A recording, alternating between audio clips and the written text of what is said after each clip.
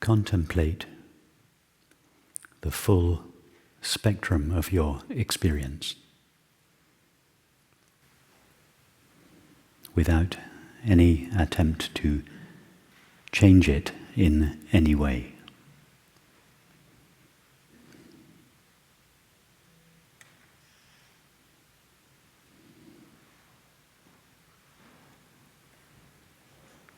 Be sure to include the full spectrum of your experience, both our so-called internal experience, thoughts, images, memories, feelings, sensations,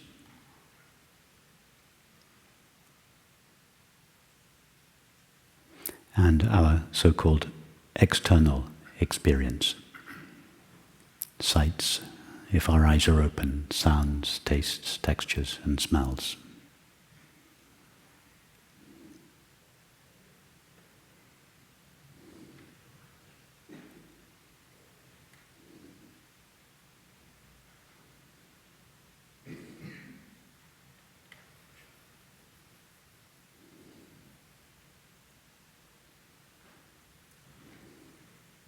Don't preference any particular experience.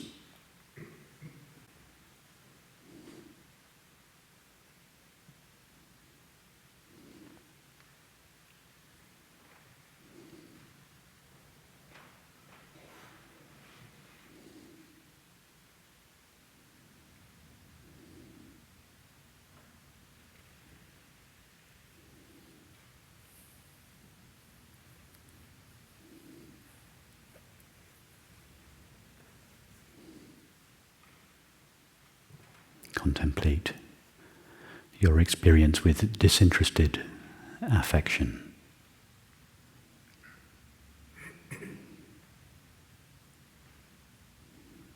Disinterested in the sense that whatever it is that contemplates our experience does not stand to gain or lose anything from experience. Therefore, it has no vested interest in what does or does not take place in experience.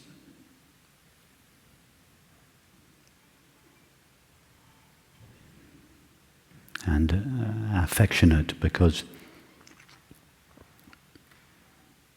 that which contemplates our experience does not and cannot reject anything that takes place in experience. It allows or welcomes all experience equally.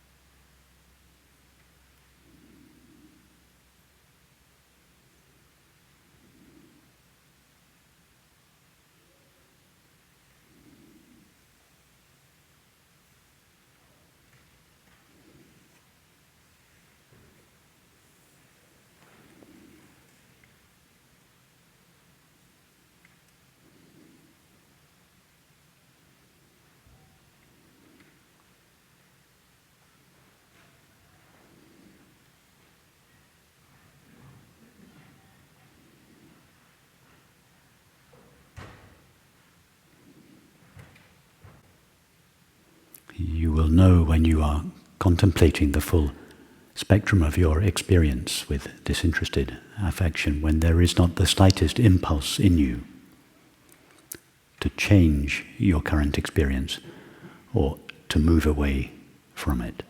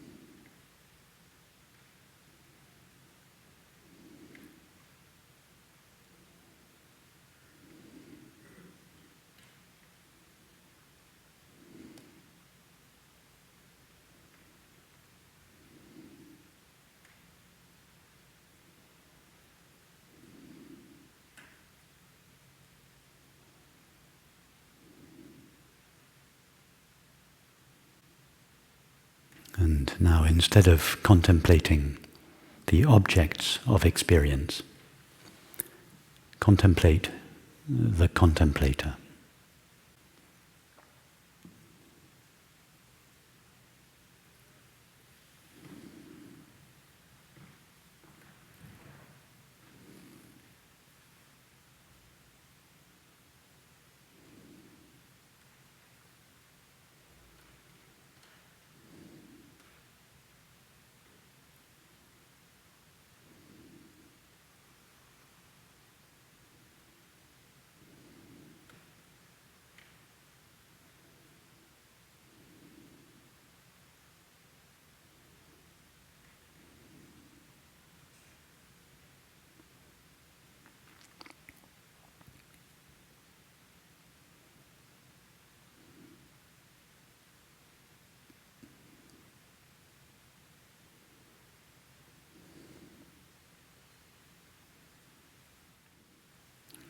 Thoughts, images, feelings, sensations, perceptions, etc. are objects of our contemplation.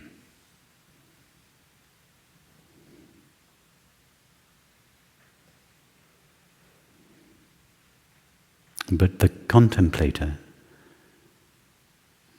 can never be known as an object to be contemplated.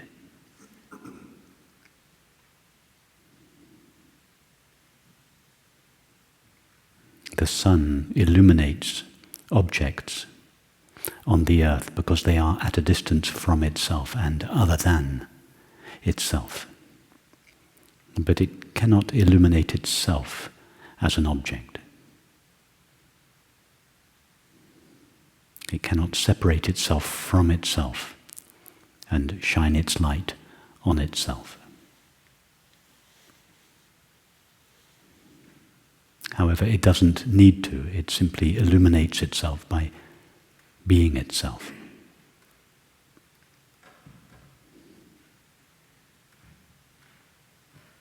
In the same way, the contemplator can never know itself or contemplate itself as an object of experience. It cannot separate itself from itself and turn round, as it were, and look at itself. It is too close to itself to know itself in subject-object relationship.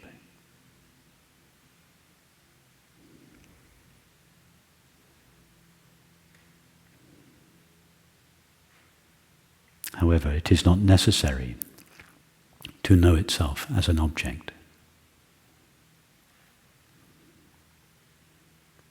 It knows itself simply by being itself.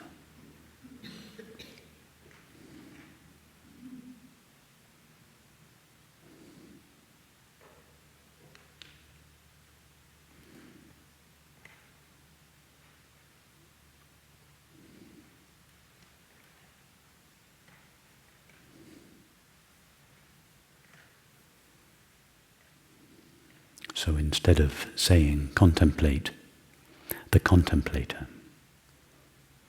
I should really say be knowingly the contemplator of experience. Be knowingly the knower of the known. Don't make an effort to become that.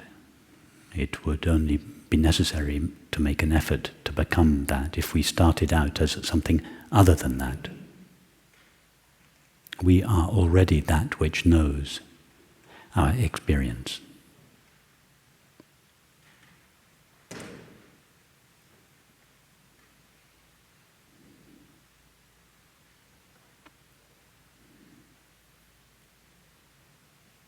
But that which knows our experience is usually so thoroughly mixed up with that which it knows or experiences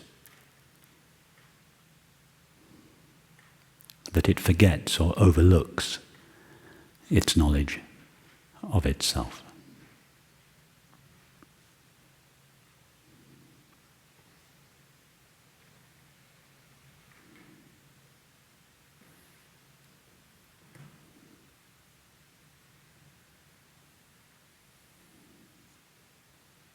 be knowingly the knowing with which all experience is known.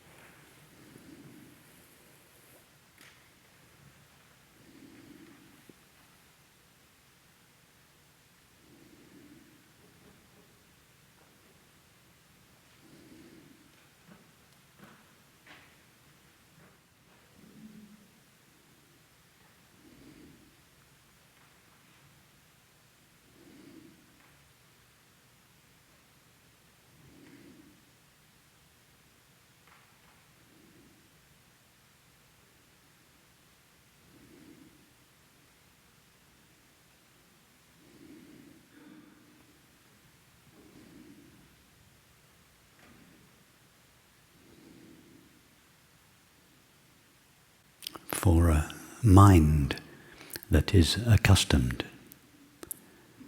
to giving its attention or shining the light of its knowing exclusively on the objective content of experience,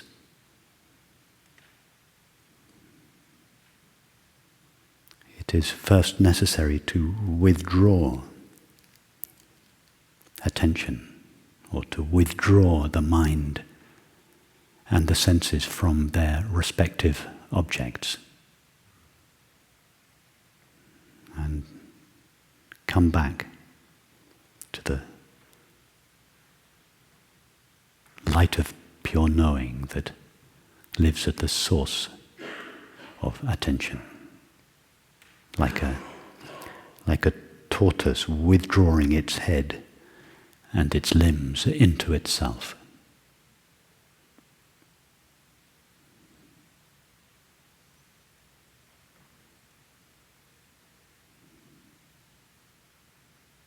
So we withdraw the mind and the senses from their respective objects of thought and perception, and we return them into the heart of ourself.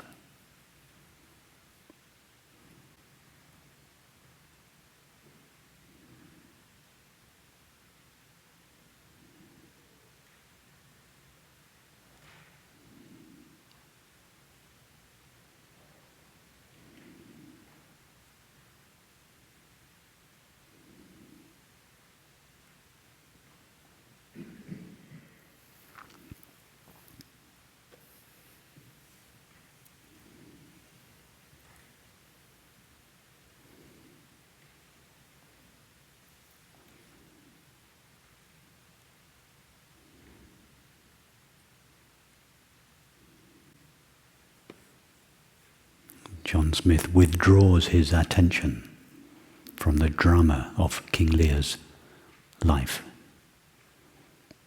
and becomes aware of himself again as John Smith. In fact, he was always aware of himself as John Smith, but his awareness of himself was mixed with his awareness of King Lear's thoughts and feelings, and for this reason he seemed to overlook or forget himself, and therefore seemed to have to return to himself.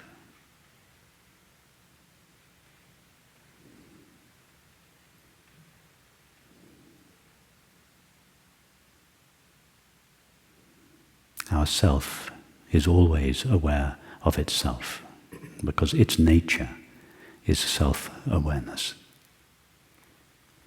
But its awareness of itself is mixed with its awareness of other things, and as a result it seems to forget, ignore, or overlook itself. This is what is called ignorance in the Vedantic tradition, or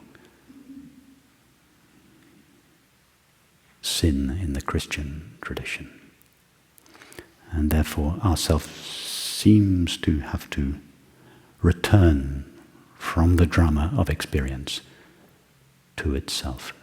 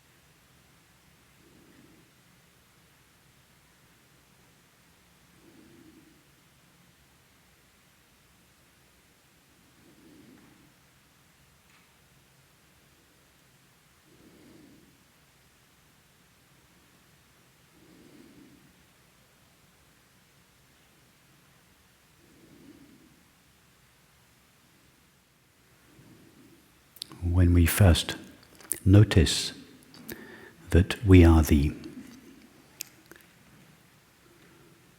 knower of experience, it seems that experience, that is thoughts, sensations, perceptions, etc., lie in the foreground of experience. And we, that which knows or is aware of our experience, lies, as it were, in the background of experience.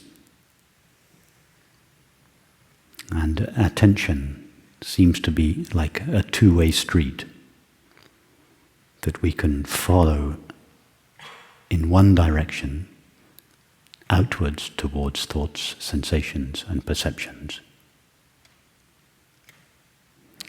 and the other way, inwards, towards ourself.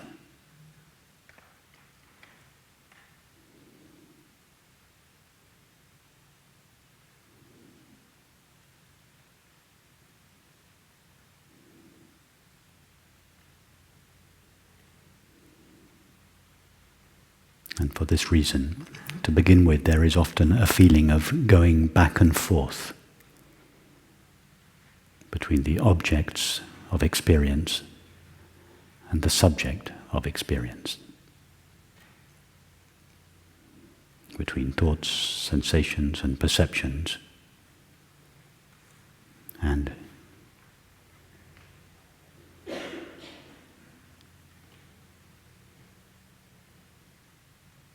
the knower.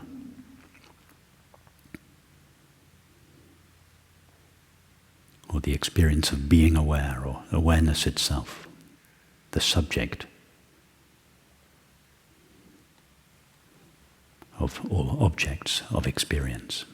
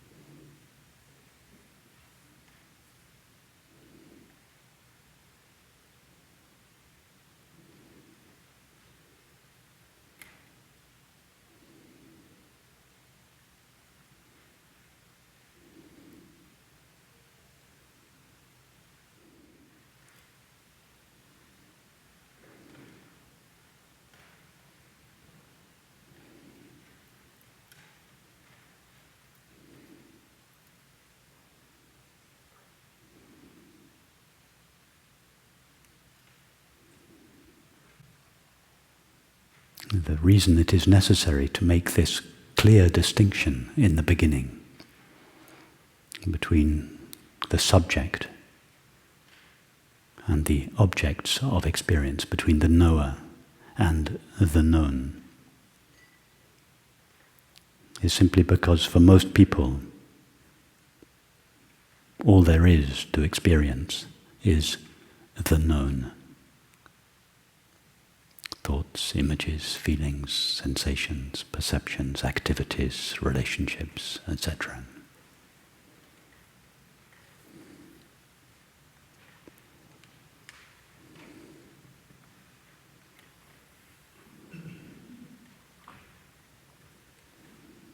So for one who is completely lost in the drama of experience, it is first necessary to draw attention to that with which all experience is illuminated or known. That which makes experience possible, but which is not itself an experience.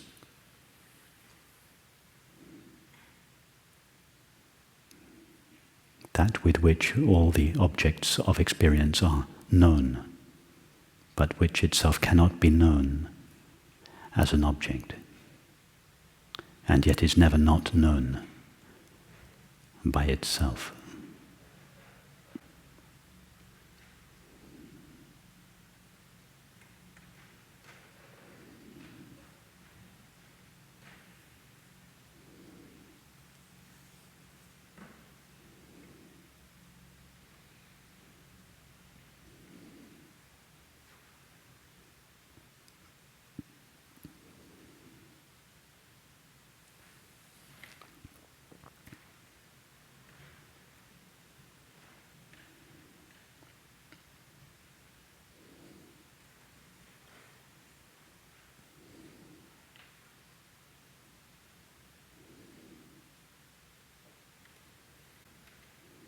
However, once the knower has, so to speak, emerged from obscurity in the background of experience, it is then necessary to collapse the apparent distinction between the knower and the known. And to see that our self, the experience of knowing, being aware, or awareness itself, does not just lie in the background of experience. It pervades and saturates all experience.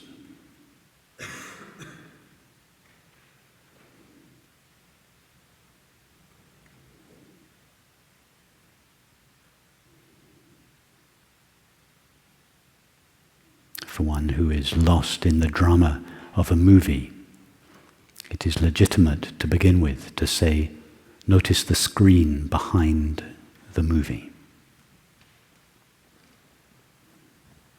But the screen, of course, is not just behind the movie. It pervades and saturates every aspect of the movie.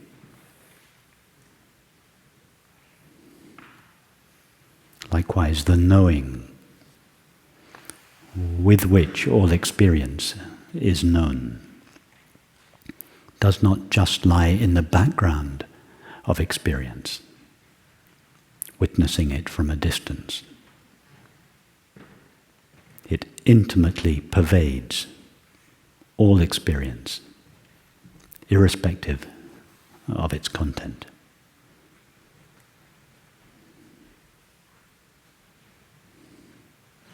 There is no part of experience that is not pervaded by the knowing of it.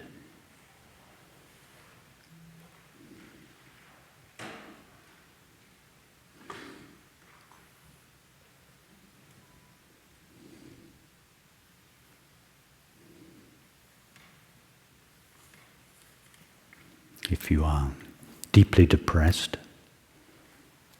there is no part of the experience of depression that is not intimately pervaded by and saturated with the knowing of it. If you are ecstatically happy, there There is no part of your ecstasy that is not pervaded by the knowing of it. Or if you are just eating breakfast, there is no aspect of your experience that is not saturated with the knowing of it.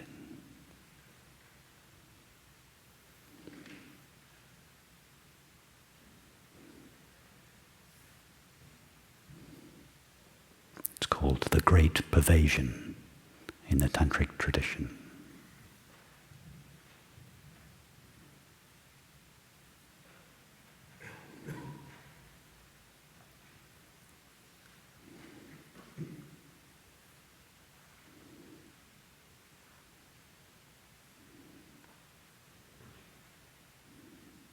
The saturation of all experience with God's presence.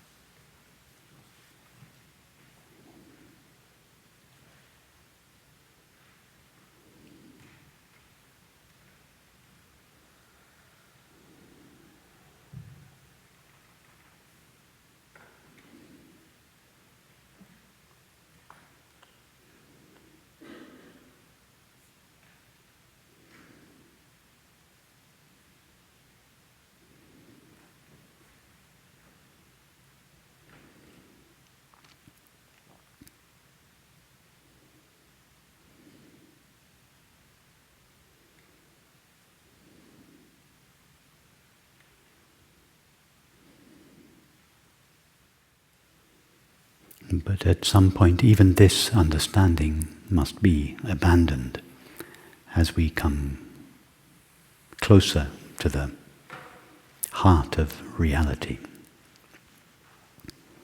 For to suggest that experience is pervaded by and saturated with the knowing of it is to suggest that experience is one thing and the knowing of it another. In other words, it is to credit experience with too much existence of its own.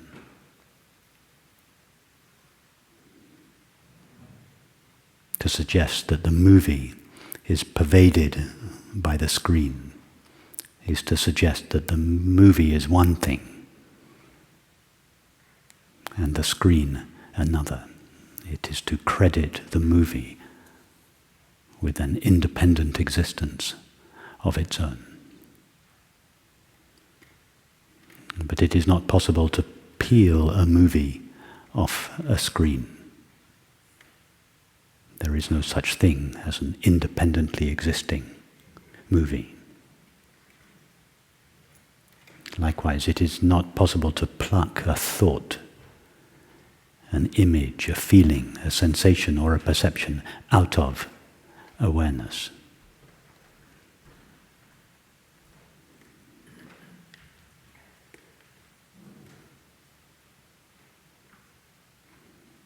It's not possible to pluck a current out of an ocean.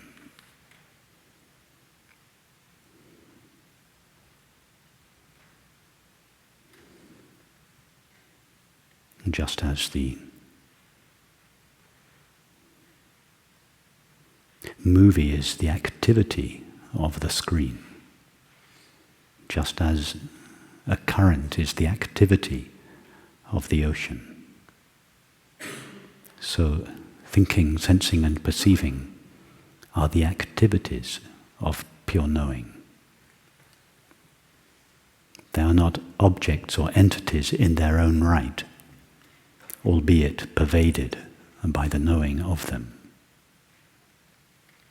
They have no existence of their own. The only one that exists is pure knowing, and all thinking, sensing and perceiving is the activity of this knowing.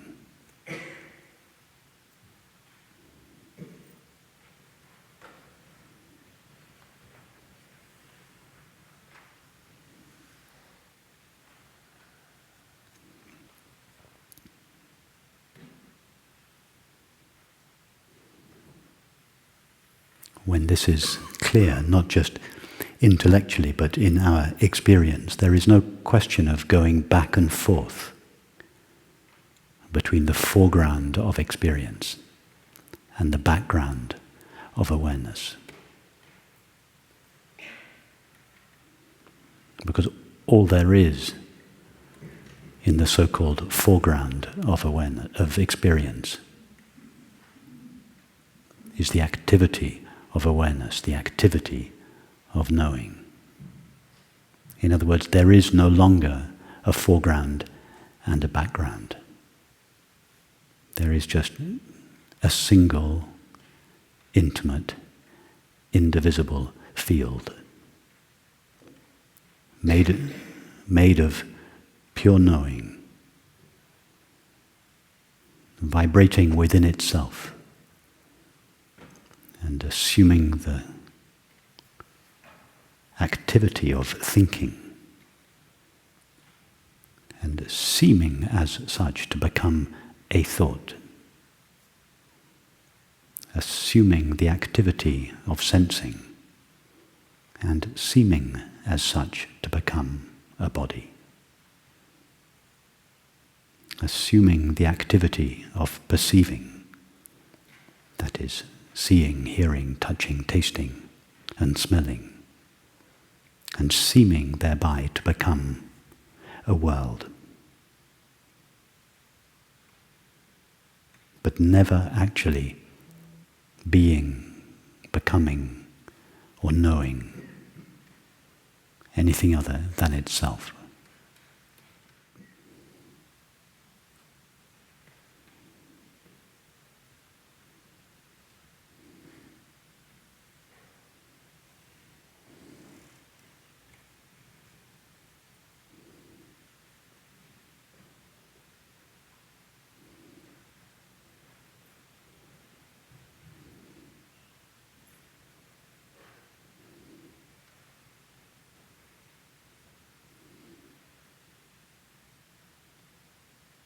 And having nothing in itself other than itself. There is nothing in this knowing with which it could be divided into discrete objects or selves.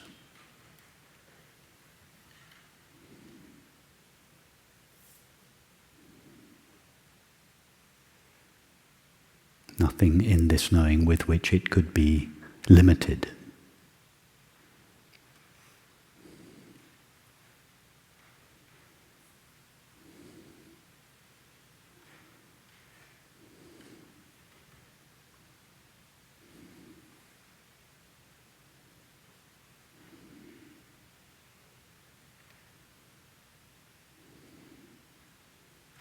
A single, intimate, indivisible, infinite field, if we can call it a field,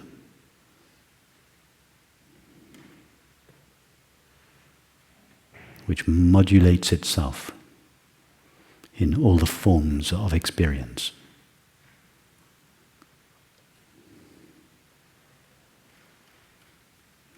But never becomes or knows anything other than itself.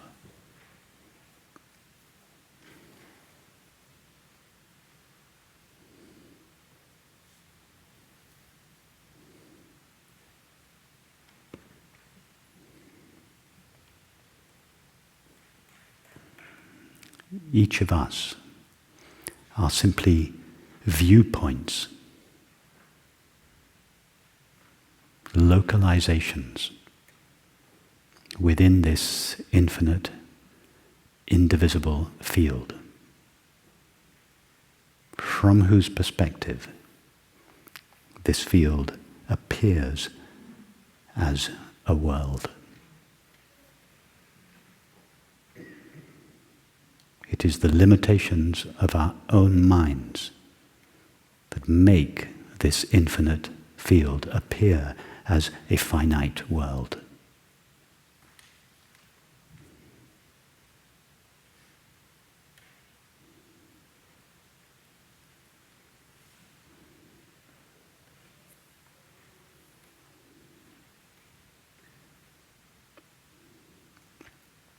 In other words, the world is what the inside of God's mind looks like when viewed from the perspective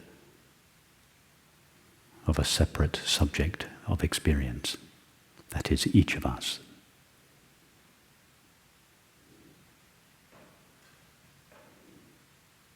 We are the viewpoints, not the entities. There are no entities. We are the viewpoints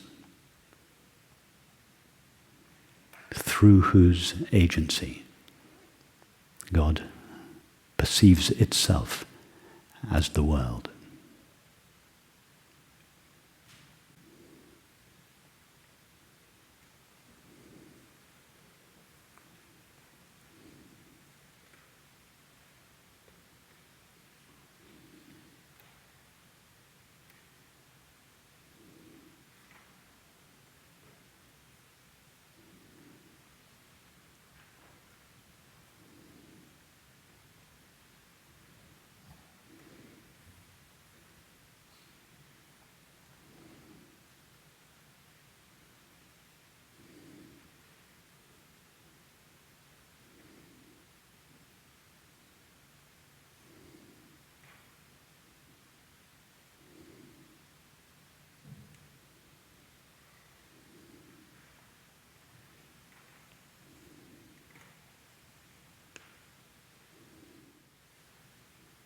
We have all been brought up to believe that time and space are the context in which the world and our experience arises.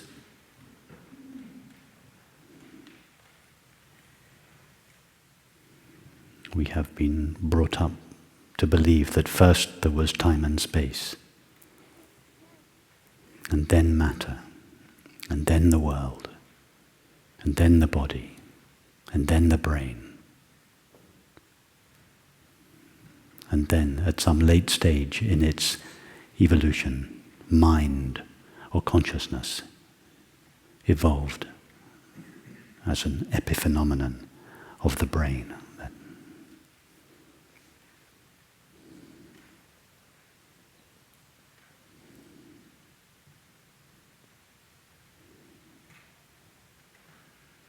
We are all here this week precisely because we have been so completely failed by this model.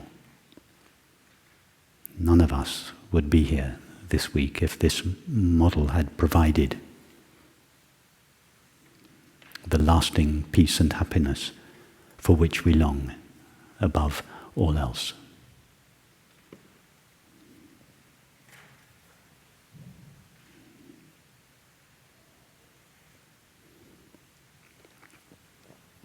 Consider another possibility, the possibility that is in line with your actual experience. Namely, that knowing or consciousness is the context within which everything that is experienced or could ever be experienced arises.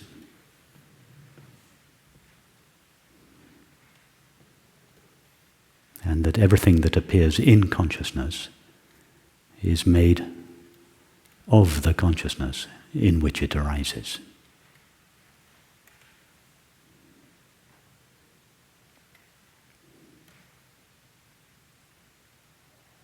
This is, in fact, simply a statement of our experience. There is nothing to our experience other than the knowing of it.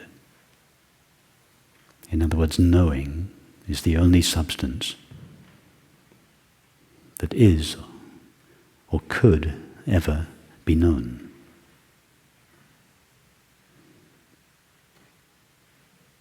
And this is not true just of those relatively few of us that are interested in these matters. It is true of everyone.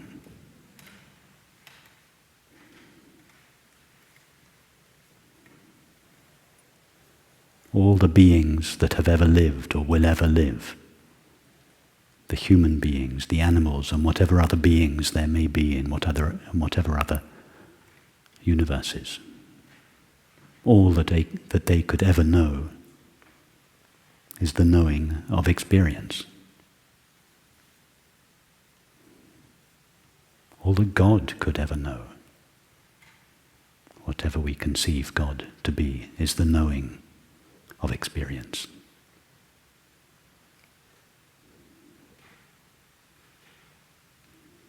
So this is not an abstract, spiritual, metaphysical proposition. It is just a simple proposition derived from the evidence of experience. What is an abstract, philosophical, metaphysical proposition? It is the suggestion that reality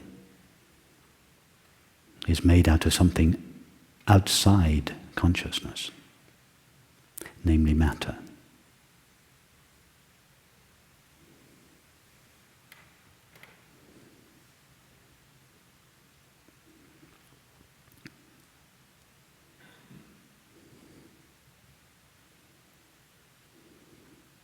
Scientists have been looking for 2,500 years for the stuff outside consciousness called matter.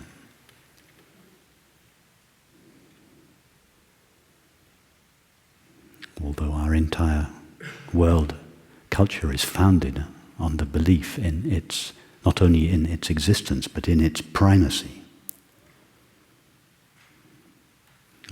And yet it has never been found.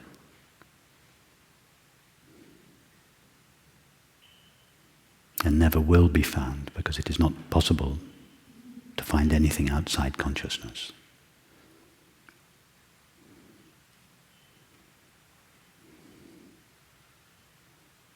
So don't just subscribe mentally to this new consciousness-only possibility. Feel it and live its implications. At least for the duration of this week. If you don't like it, when you go home after this week, you can go back to the old matter-mind model. What does living the implications of this consciousness-only model mean? It means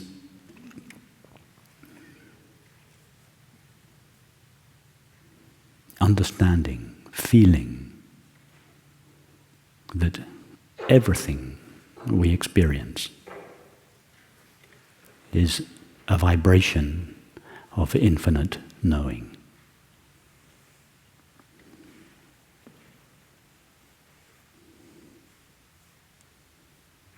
Or for the Sufis and mystical Christians amongst us, vibration of God's presence.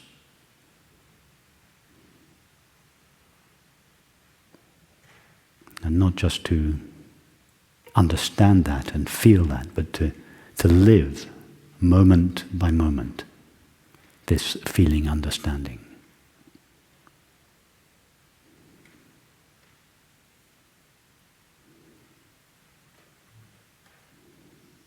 Not just with the people that we like, but with the people that we don't like.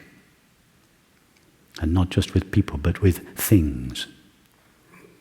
And not just the things that we like the trees and the flowers and the river and the birds, but the things that we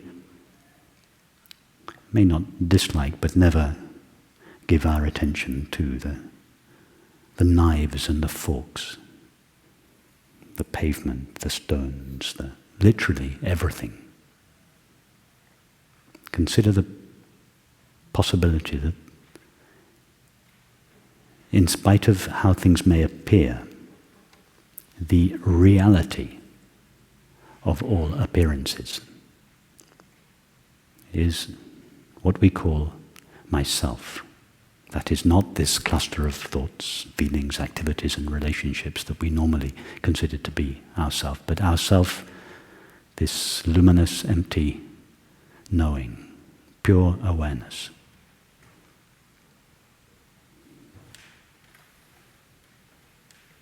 A single, homogeneous, intimate, infinite, indivisible field,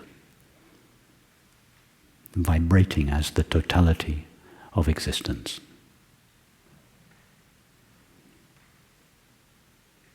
Treat everyone and everything as that, and see what response you get from the universe.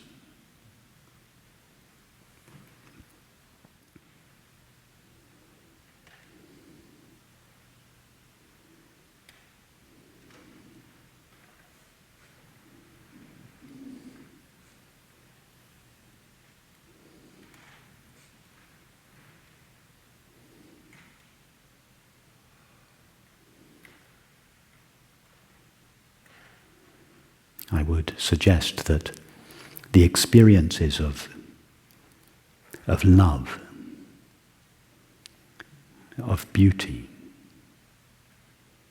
of peace, of joy, of freedom, are the universe's way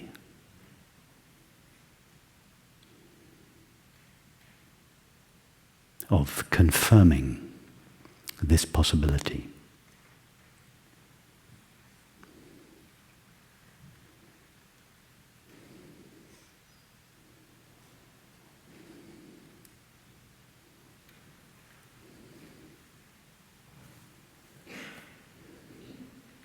I am formulating this possibility in rational terms.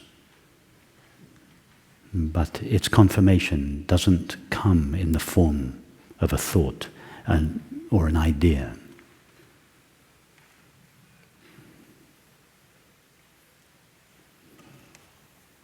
Its confirmation comes in the form of love, truth, beauty, freedom, peace, joy.